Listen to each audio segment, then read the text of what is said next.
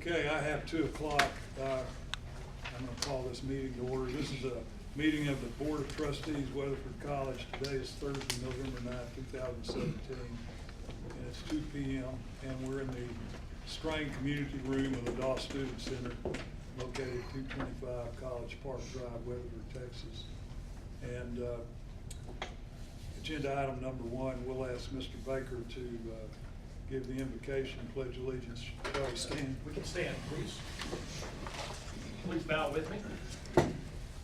God, we're thankful to you as we think about this Thanksgiving season. We're very thankful for this college, for all the students you brought to us, for all the faculty, staff, our board members, alumni. Thank you for the great things you've done with our college. Lord, prepare us for the future. Please be with our board as they deliberate. We pray for our friends at the city of Weatherford and Aledo ISD. They're here today, that you'll bless them as well.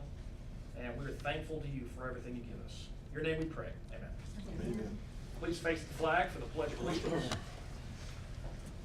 I pledge allegiance to the flag of the United States of America and to the republic for which it stands, one nation under God, indivisible, with liberty and justice for all. Thank you. Thank you, Mr. Baker. Second item on the agenda is open forum for individuals not on the agenda. No, we have none. Number 3 is President's Report, recognitions, employee notices. Mr. Baker. Yes, sir. Please bear with me. It's been a very busy month. We've had a lot going on, so I'm going to run through a few things here. First of all, I want to thank Ralph Willingham, Tammy Piers, and everyone that made today's Veterans Day celebration very special. They worked very hard on that event. I want to thank them for doing that. We had 2 tremendous STEM Mania events recently. On this campus and at our Wise County campus as well, we had approximately 1,800 4th graders between the 2 campuses and about 800 volunteers combined as well. I want to thank Dr. Lisa Welch in Weatherford, Becky Bird in Wise County, and the scores of other people for getting kids excited about science, technology, engineering, and math. Speaking of Wise County, we hosted about 120 individuals at our Wise County campus in late October for the assessment conference through the North Texas Community College Consortium, great organization of community colleges across our region. Becky Bird and her staff were great hosts. I do want to acknowledge Dr. Robert Marlette, who is here today. He is our new Wise County board member that was appointed by the Wise County Commissioners recently, and we'll be having a swearing-in ceremony for him the first week of December, and he will take his seat at our December board meeting. We're glad Dr. Marlette's here. I'd like to recognize Dwayne Durrett and his team for hosting our 2nd annual superintendent's meeting on October the 27th. We had about 80 people there, superintendents, principals, counselors, from about 24 different school districts across our service area. Spent about a half-day brainstorming about how we can work better together. Very effective day. And as you know, our relationships with these ISDs are more important than ever. And I want to thank everybody that was involved in that. Also, Paul Stone, Campus Police Department. All the volunteers that made our Safe Halloween another big success. About 6,000 kids were there that night, despite the threat of rainy weather, and I know firsthand that that was a blast that night. We had a good time. Our athletic department had a big day yesterday. 7 athletes signed to study and play at the next level next year. That included 6 baseball players, 1 basketball player, signing to move on to the likes of TCU, Oklahoma State, Ole Miss, University of Tennessee, and other 4-year programs. No Aggies this time, Matt. Sorry about that. I'd like to recognize Chelsea Cochran, Katie Edwards, and Crystal Brown Worley from our Institutional Advancement Office. Our most recent video advertisement, you may have seen it at the local movie theater. It won the gold medal. Thank you for those cookies. The best cookies in Weatherford. Thank you. By the way, all right. Yeah, here for the cookies. That's for Rogers. Thank you, Erin. You're welcome. This video ad won a gold medal in the video short category in the National Council for Marketing and PR District 4 medallion competition. We competed with colleges from across Texas, New Mexico, Oklahoma, Wyoming, Colorado, Arkansas. Houston Community College finished second. We finished first. I thought that was pretty neat. So congratulations to them. Yeah. And Dr. Cantrell and several of our folks here had a great time in San Antonio. You want to tell about that a little bit? Well, that just sounds like we went to play. Yeah. Learn a lot. Now, I would like to introduce the team that went with me to San Antonio to the 3rd annual Texas Success Guided Pathways Institute. This is our first time to ever be a part of that institute, and we were so pleased. Please stand, everyone that went with us. There was Alex Ebay, Rhonda Torres, Adam Finley, Lee Butler, Sarah Locke, Lisa Welch, Jared Abraham, Shirley Brown, Janetta Cruz, and John Turntine. Very diversified group from every area of the college. Maybe not every area, but most areas of the college. And this Texas Pathways Institute was established in 2013 after the performance-based funding was adopted.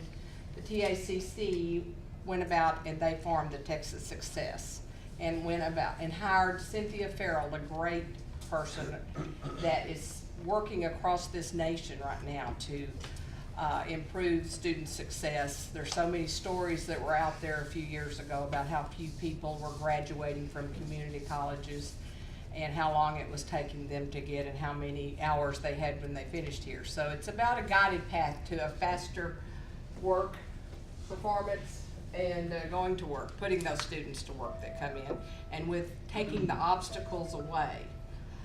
We were very excited this summer when I really first started thinking we've got to be a part of this. Well, 38 of the community colleges were already participating. Many have been through all 3 institutes. And anyway, I visited with Cynthia Farrell more about it and worked with her to get us involved. And when we attended the meeting, 46 of the 50 community colleges in Texas are a part of it. So we were very excited to be the part. Brent told me I didn't have very long. We could talk all day, all of us could, because we were so excited when we got back. But it's all about breaking the barriers down to student success. And so we will be wanting to come back to you later. The whole group wanted to give you all a book that we were required to read before we went to this institute. And so please read that, because we're going to be coming back to you all later and working with some strategies that we want to put into place to achieve this student success. So, and also another layer of this is the working with the trustees, and I'm sure that will happen next summer in the institute that you went to last summer. So thank you for allowing us to go, and we're all very excited and ready to get to work. Anything else that I missed? You know you have homework. Dr. King? That concludes our report. Thank you.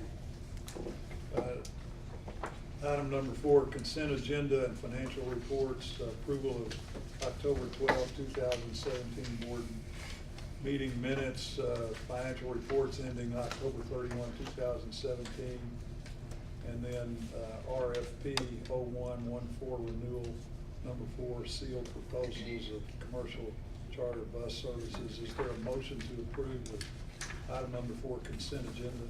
I move to approve the consent agenda and financial reports. Is there a second? Second. All in favor say aye. Aye.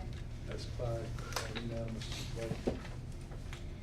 Number 5, consideration possible action annual review of policy CAK, local appropriations and revenue sources investments. And it's going to be Dr. Cantrell.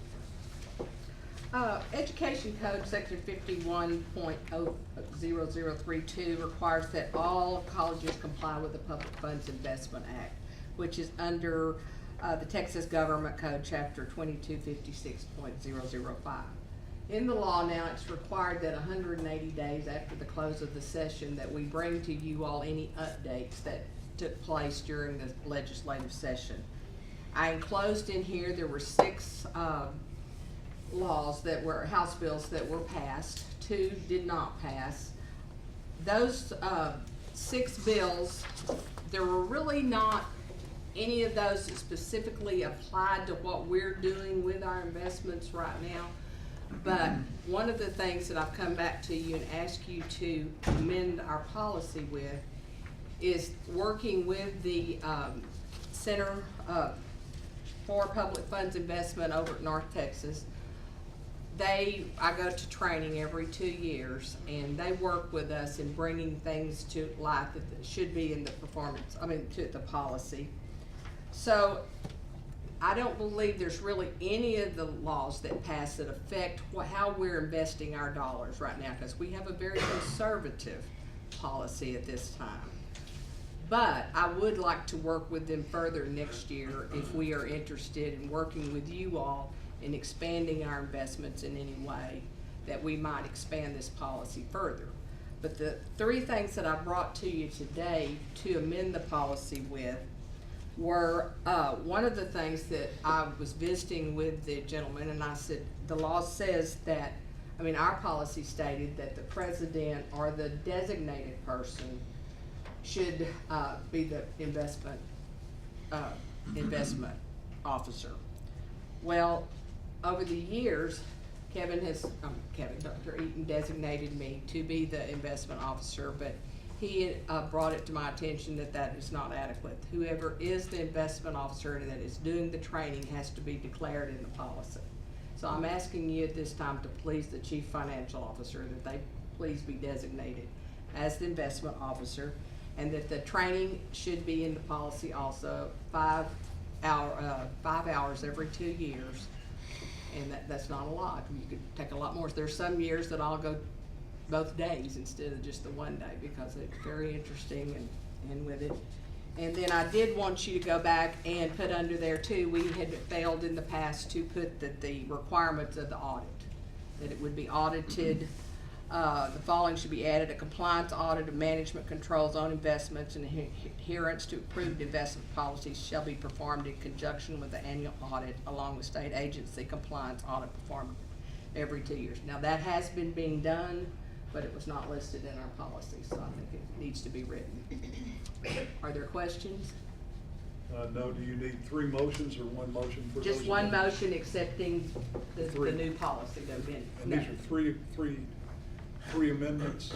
No, 6 I just amendments. need the one amending our Okay. policy, investment policy, Any questions? as per, Okay, as written, as recommended. as recommended. Any questions or any comments? Is there a motion that we make the amendments and make the change that Dr. Cantrell has just explained to us?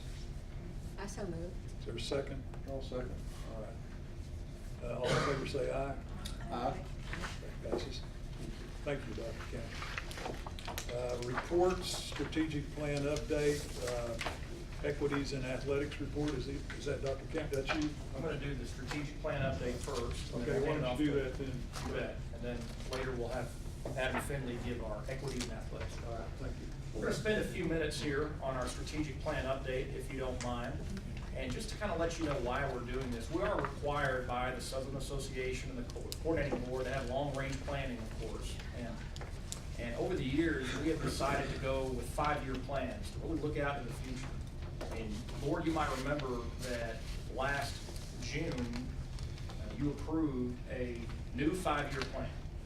And so this is the first year report on the 5-year plan, 2016-2021 strategic plan update. It's really led by our institutional effectiveness division, Dr. Arlene Atkins. She'll be speaking in a minute. We're gonna split this up amongst several of us that have to do with these more specific goals. But just a reminder that this plan, we came up with this plan through reaching out to constituents, faculty, staff, students, community. Of course, the board was involved. We didn't take this plan lightly, and we really feel like a strategic plan should really guide what we do from a policy perspective, from all kinds of different areas that we attack our jobs. And so that's kind of the framework and what we're applying today. We're going to start with the mission statement. You might remember that we altered our mission statement. Y'all approved this back June of last year, Weatherford College enriches the lives of the students and communities it serves through innovative, affordable, and accessible learning and cultural opportunities. And at the same time, we added an expanded mission. I'm not going to read all of this, it's in your packet. By the way, your packet includes a lot more detail than the PowerPoint does. You can take that, and if you have any questions, let us know. But this really gets to the nuts and bolts of what we're about here at Weatherford College. And at the end of this, I'm going to ask y'all to be thinking about input from the board for the future. And so we'll start off, and Dr. Arlene Atkins will take us to the core issues. Dr. Atkins? Okay. Well, most of you were here last year when we presented our preliminary findings. 3 of you are new, although Laura's participated as an employee. Ms. Sue has been involved in strategic planning very much in the past. But at any rate, we started this process with a survey, as Brett said, faculty, staff, students, and we reached out through chambers of commerce and surveyed our community constituents. I believe we got over 300 surveys as a result of that. So we took all of these surveys to try to find the common threads or those areas of concern. When we did that, we ended up with 7 areas. New programs and courses, such as expanded online courses, workforce training, and so forth. Teaching and learning, student engagement, community services, technology, campus climate, and administrative processes. So we listed all of the issues that fell under each of these core issues. We collected data.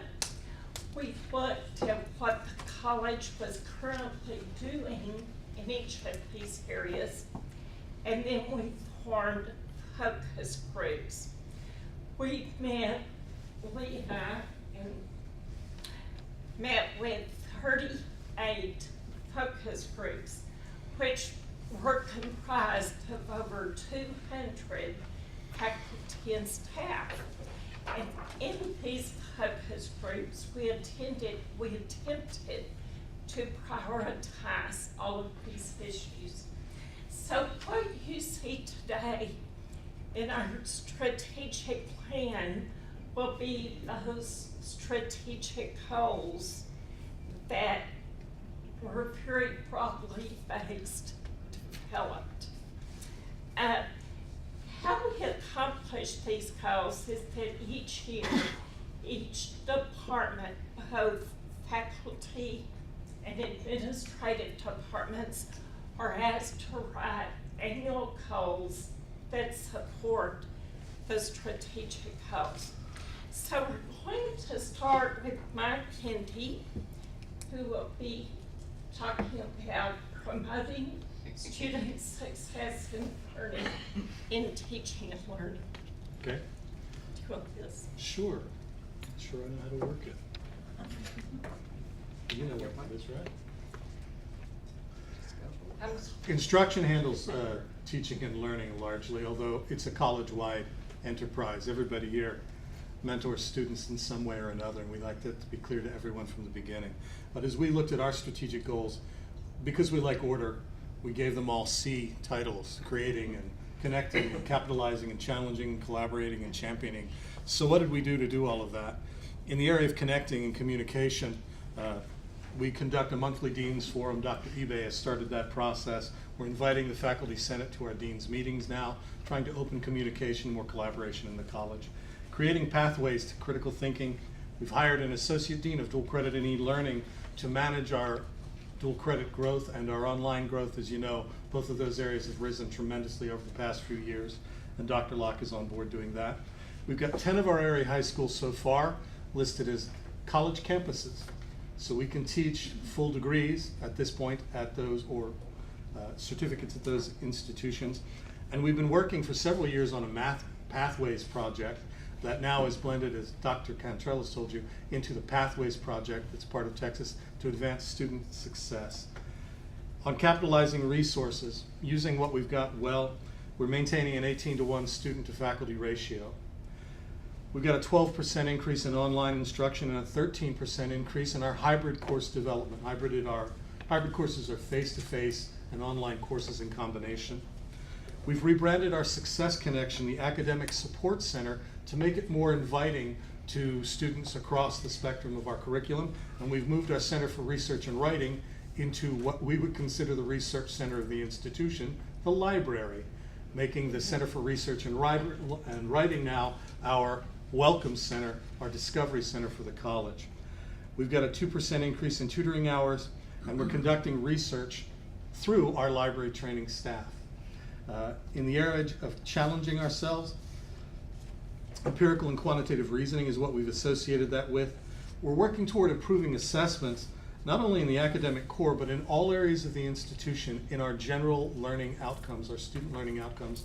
And our new Canvas learning management system is allowing us to map all of our student learning outcomes to all of our courses, so that in this next generation of the use of that system, we'll be able to map all of our student learning outcomes across all of the required competencies in every semester we teach, and all of the courses that are relevant to it. So that's pretty exciting for those of us who like to crunch numbers.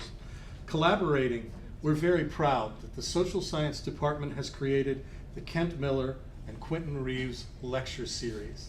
And if you haven't attended this, we have speakers. They're about once a month or once every 6 weeks, and there's some wonderful presentations, and those are two great guys to honor with that. Also this spring, Greg Trickett is hosting our first philosophy conference. We're going to have a guest philosopher come in and philosophize for us.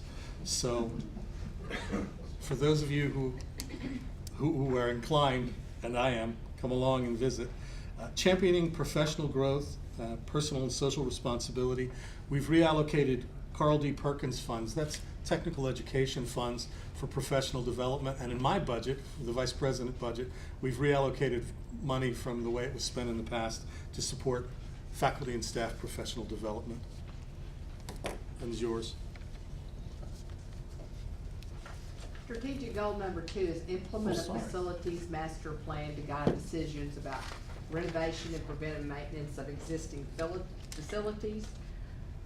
In this last year, we've done quite a bit of work. I can look to Rhonda Swan, I believe she's with us today with CBRE, assist me in that area and take a large load off of me. What we've done this last year, we went in, we remodeled student services to provide a one-stop shop atmosphere. Years ago, in a bond issue that we wanted to build a one-stop shop. Well, that wasn't attainable.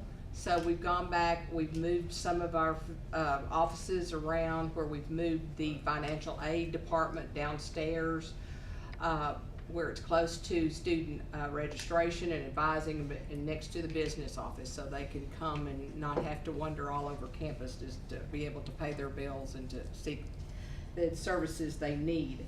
And then we moved Adams, the executive VP at that area, up to upstairs, and other student services that weren't quite as necessary to be as accessible to the students went upstairs.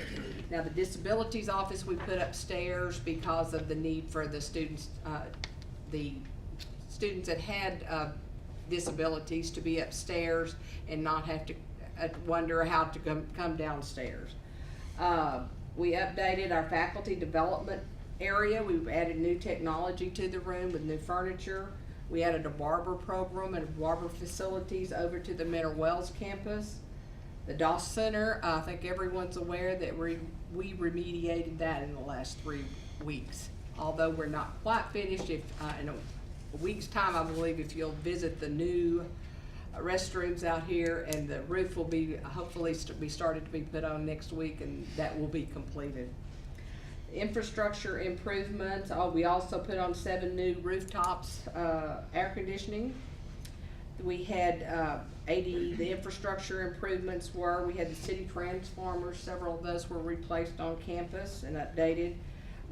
And I'll touch on the technology changes that we made in going forward. As far as appearance, parking, signage and landscape improvements, the north parking lot and the baseball park were restriped, always adding to the appearance, and also with new directional signs were added on the main campus.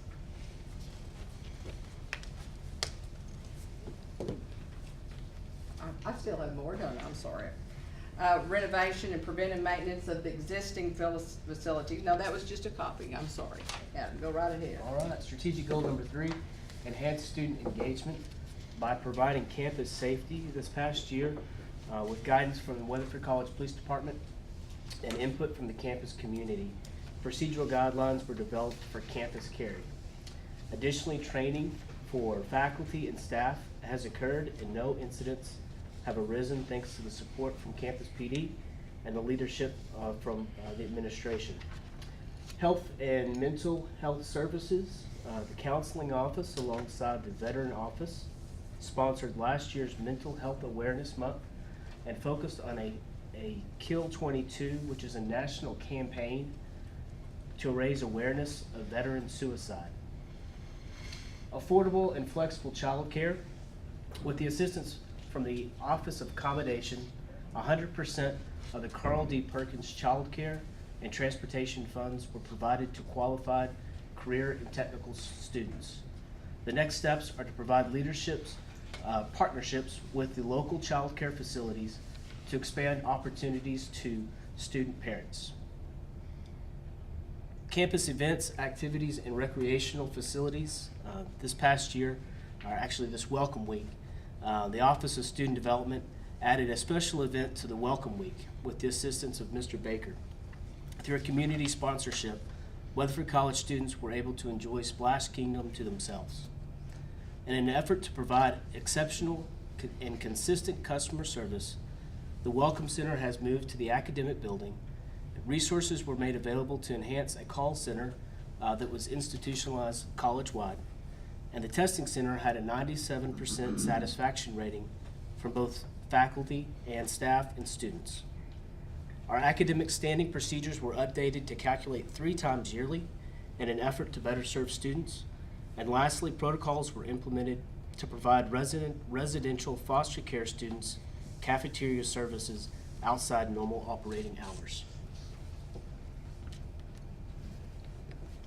Okay, number 4, review, expand, and improve technology on all campuses. First of all, we provide adequate and accessible wireless internet. We have a new identity service appliance, which basically Greg explained to me that it's a computer that was implemented, and the older wireless networks were phased out. But that system allows for people to be able to access the internet easily coming on campus with their different devices. It also adds security with those devices coming on campus that we would not have had otherwise. We've upgraded our managed internet services on the main campus, ECG and ECMW, upgraded them from 100 MBS to 300, and on the Wise County, the services were upgraded from 50 MBS to 100 MBS. We have consistent and current technology in all classrooms at all locations at this time. Second core network switch was implemented, which provided redundancy and reliability.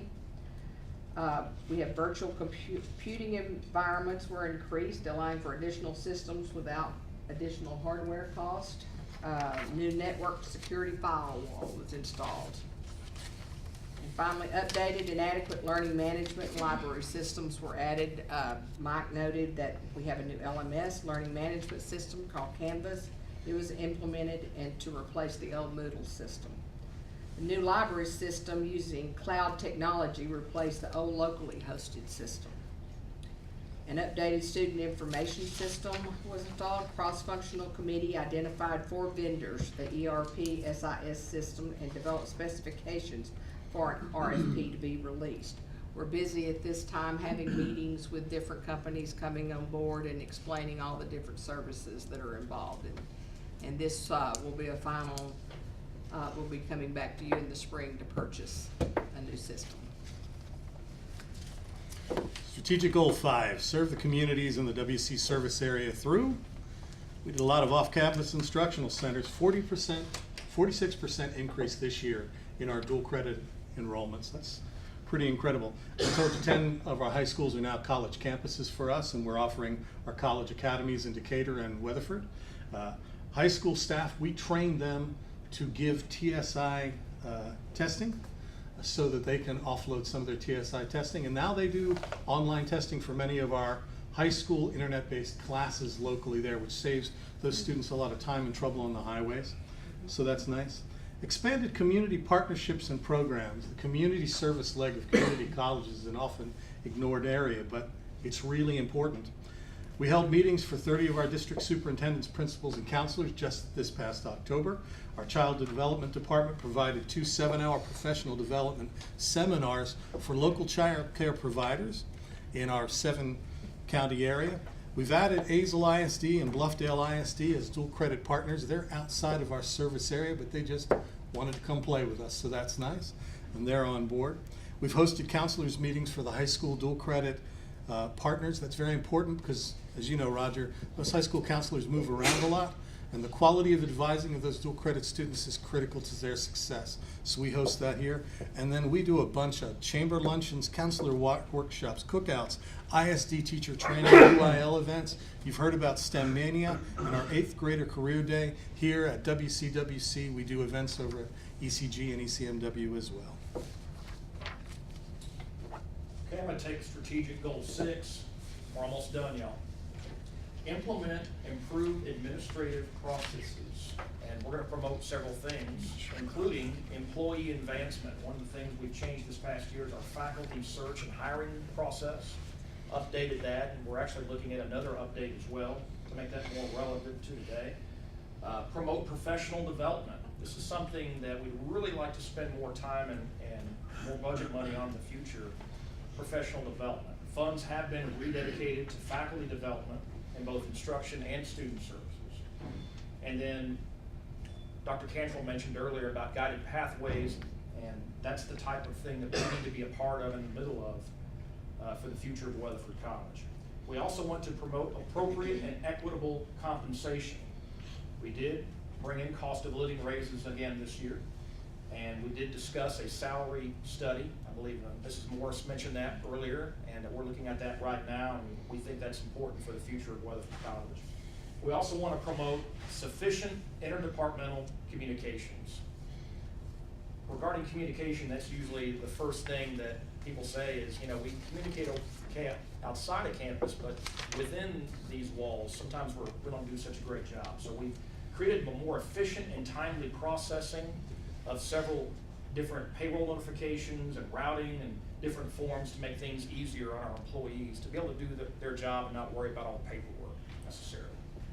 So, as we click one more slide there, Mike or Adam, do you have any questions about any of the goals that we've talked about so far?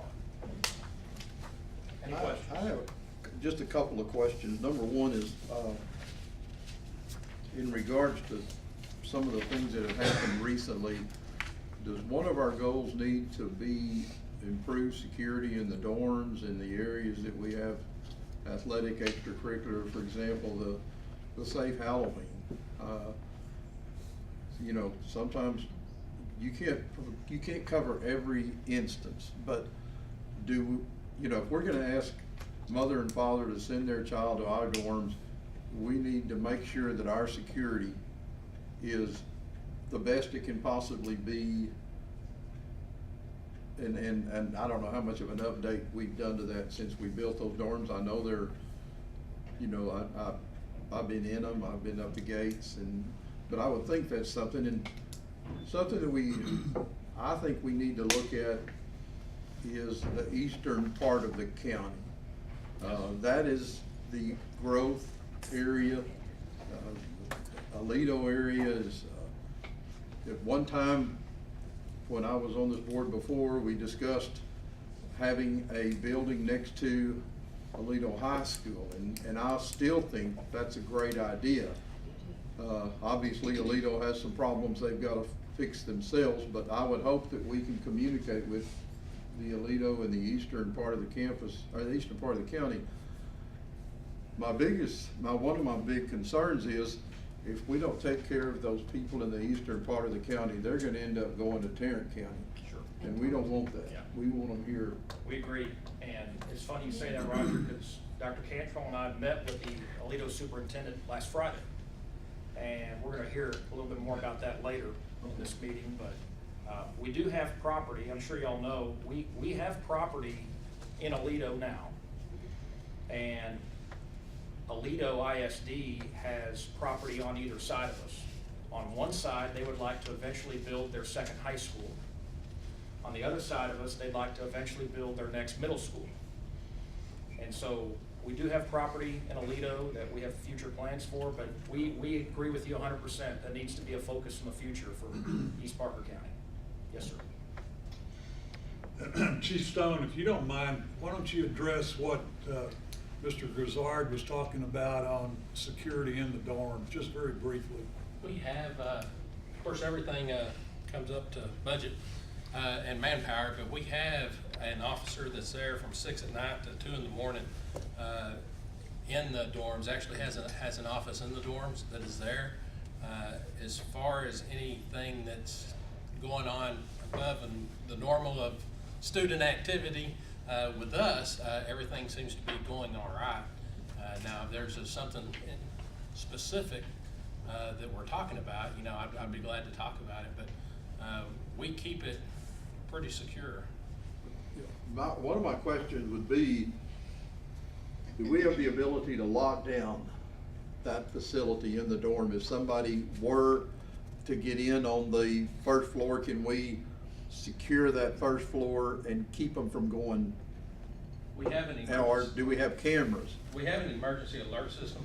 Cameras is something that we are actually addressing right now. As far as updating down there, we have cameras, yes. Do they need to be updated? Definitely. And we've addressed that, and we've talked a little bit about that, and that's in our plans for the future also, as far as funding. But as far as lockdown, we have an emergency alert system.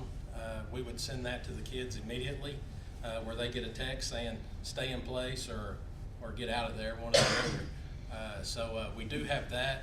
Now, an instantaneous lockdown, no, we don't have that, because that's just almost impossible with a pretty much open come and go type situation we have in the dorms. Anything else? Thank you. You're welcome. Thank you, Chief. Anything else, Mr. Baker? Well, I just wanted to point out, and actually we've already started the conversation, for y'all to think about these type of issues, like Roger just brought up, that's great. Sure. In Do the we have future, cameras at the dorms? I didn't mean to We do. straighten. In We the do. like in the hallways and stuff? Not We in do. the hallways, we do not. They cover every entrance. yeah. Every entrance where you see the steps going up, Mhm. we have cameras on those I sections. wonder how We do many not have halls those is there? How many hallways? 3? 1, 2, 3, 4, 5, 6, 7, 8, 9, Oh, yeah, 12. I got the side too. How many? 12. Sometimes just the presence of a camera in a hallway change it. I agree with you 100%. And maybe a central monitor system to your guy that's. Yeah. would I be- agree with you 100%. Are they phone line based or are they wireless? Yeah, some of the things that we come across, with putting them in the hallways and stuff, they're, you know, you think you just want to throw up a camera, but there's no crawl space in that area between to run the necessary wiring, and so we've looked at that a lot. Are they phone line based or are they wireless, as far as the connectivity? The Network cable. So, network cable? Yes. That answer your question? But we've looked at that a time or two, and we're still looking at it. Again, it just gets to the bottom line, you know, if we can find the money to do it, we'll be glad to do it. The monitors are in the police department. Yes, we have the monitors. We have cameras on campus also, that we've been adding to every year. We'll add anywhere from 3 to, what do you think, a dozen cameras every year, just about.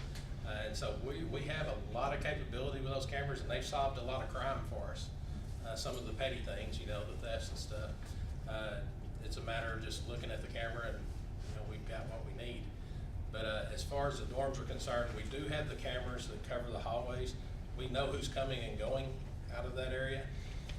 Now getting it put on to our main system, that would be our next goal. And we've talked about that quite a bit with our IT guys and working on several different options on that.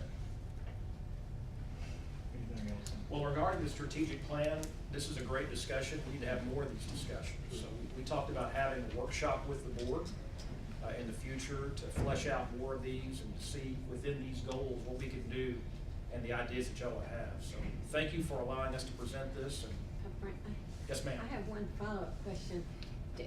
Do dorm students have a training session that shows them exactly what to do with this emergency alert and how to do it? In Yes, ma'am. case we would have to rely on them to do a lockdown, God forbid? As far as the dorm students, we have, at the beginning of every semester, we talk with the dorm students and we tell them about the emergency alert system. And every semester, we also do a fire drill, which also goes hand in hand. If we gotta get them out, it would be that same type of drill. And we actually move everybody out of the dorms at that time and have them meet at a certain place, and then we allow them to go back in. And I apologize if you already said it, how often do you test your emergency notification system? I know, if you already said that, I'm sorry. As far as running it and testing it with everybody, Like just doing we've been going through crazy drills the last 3 months. And, Right. so we've been focusing on different segments of like clinical staff or support staff, things like that, receiving emergency notifications via text and things like that, and going through drills to make sure everybody's getting the proper notifications. Do y'all do that? Did you already say? we do not send out a mass notification as far as, this is a test only type Do deal. you test with certain segments of students? Once a year, or- yes, we do. Okay. I'm really glad you're here today, Paul. Answer these questions. Me too. So we'd like to, for y'all to think about having a workshop sometime in the near future to talk about these issues and brainstorm, et cetera. So that's our report on the strategic plan. All right, any other comments or questions on that? We appreciate that. Equities and athletics report. Mr. Finley. The Equities and Athletics Report is required for all institutions of higher education to participate in federal student aid programs and has an intercollegiate athletic program. This report is required to be published each October and contains participation rates, financial support, and other information on men's and women's intercollegiate athletic programs. The purpose of this report is intended to make prospective students aware of a school's commitment to providing equitable athletic opportunities. The last page of the report provides a summary. This year's report showed an increase of female participation in athletics over last year and an equitable amount of funding and expenses for male, female, and co-ed teams. Weatherford College has strived to provide equitable access and opportunities for all our student athletes. I'd be happy to address any questions. Thank you. Are there any questions? I think, As long as we make Title IX happy, we're, You're happy. I still remember the non-mayor of Navarro. Yes, sir. We have a problem, Weatherford College, in terms of females. We've been I'm not encouraging this, but we desperately need a bigger gym. If we could add volleyball, we could make such a big difference. And previous boards have wrestled with this idea of, we want to be equitable, but the problem is, how do you become equitable? And I will never forget, at a board meeting, we discussed, why don't we have a dance team? And we had a dance team. The dance team will count for Title IX equity as long as they don't perform at basketball games, which made 0 sense to me. But that's the way the policy is written, is that they can be given scholarships, but they can't count for Title IX if they perform at any kind of a function on campus. They can only count if they go to competitions, and it made no sense to me whatsoever. But that's the way the policy is written, and we have to go with it. But we have a difficult time finding places to give female scholarships. Anything else? No. Any other comments or questions? What is an example of a co-ed team? Rodeo. Rodeo. Rodeo's a co-ed team, guys. Okay, then we'll move to agenda item number 7, future agenda items or meetings, and that's gonna be Mr. Baker. Yes, sir. Next meeting, we'll have our financial audit.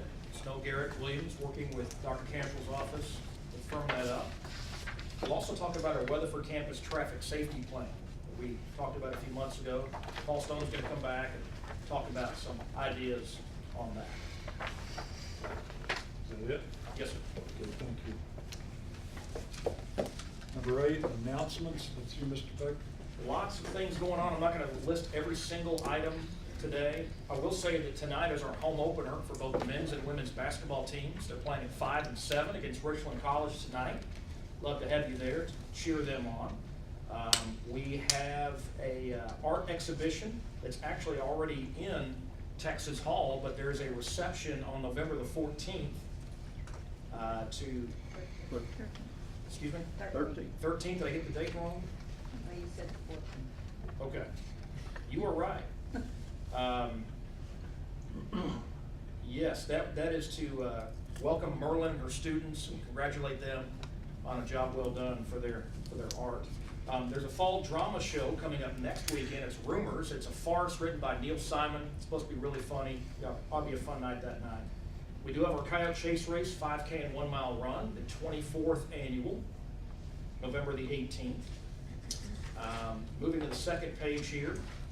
Great Christmas tradition we have here, selections from Handel's Messiah. Rob Laney puts together not only our college choir, but members of the community. It's beautiful music. It's December the 4th at 7:30. Usually a pretty big crowd too. You might want to come early if you come that night. And a jazz concert December the 8th. Our employee awards dinner is December the 14th. We'd love to have some board members there if you'd like to attend. Teresa can take care of you on that. And that's all I have. Thank you, Mr. Baker. Okay, it's, let's see what time it is. 2:47. We'll now close our open session, and in about 2 minutes, we'll begin a closed session. So,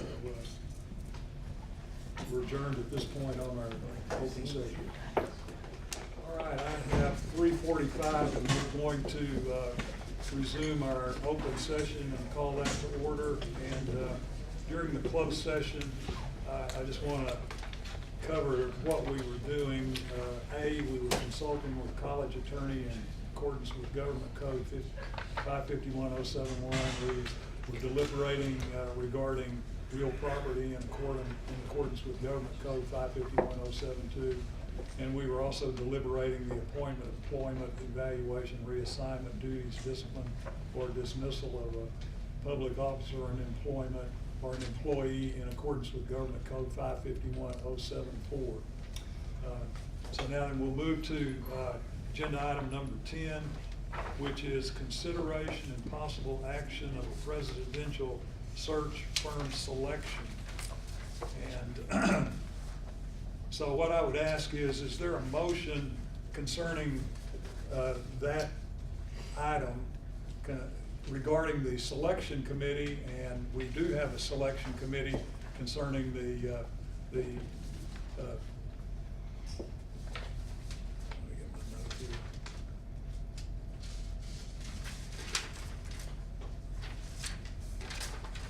We have a selection committee concerning the firms that we have been dealing with, who ultimately gave us bids on handling our search for the president. And so our next step in this process will be to put our selection committee, which is made up of the board, we're going to put that selection committee to work and begin negotiating with the BVR, best valued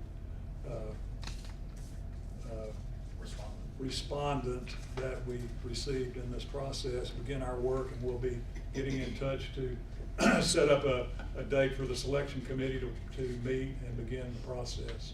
That's at that point in the process. So is there a motion that the selection committee begin negotiating with the BVR and begin its work? That's so moved. Is there a second? Second. All in favor say aye. Aye. That's unanimous. All right, so now we'll move to item number 11, which is consideration possible action of the water wastewater easement to the city of Weatherford. And so, what we've talked about there is the city of Weatherford wants to put a water line basically out on the west side of the city that will connect some of the properties out there, that will go across Highway 180 and will connect the Rick Williamson Loop, connect up and use that particular area to run the water line.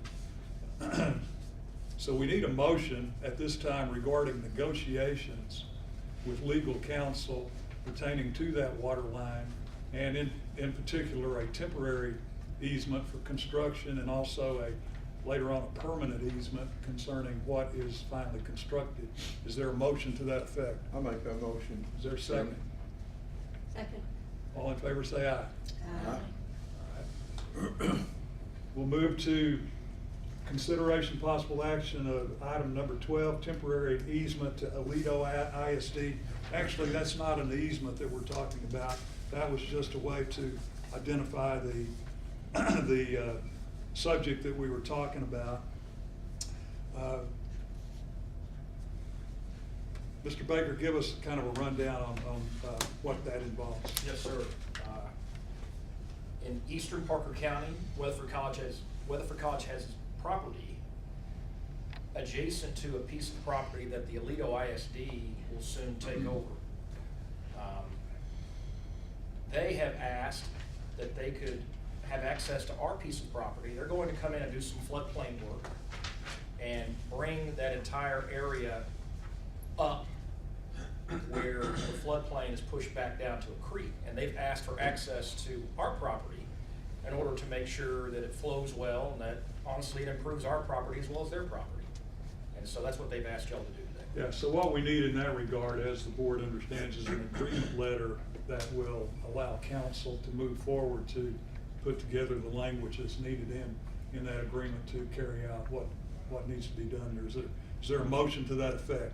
I so move. Is there a second? I'll second. All in favor say aye. Aye. That passes. Okay, we're down to item 13, which is adjournment. Is there a motion to adjourn? I'll make that motion. Is there a second? I'll second. All in favor say aye. Aye. We are adjourned. Thank you.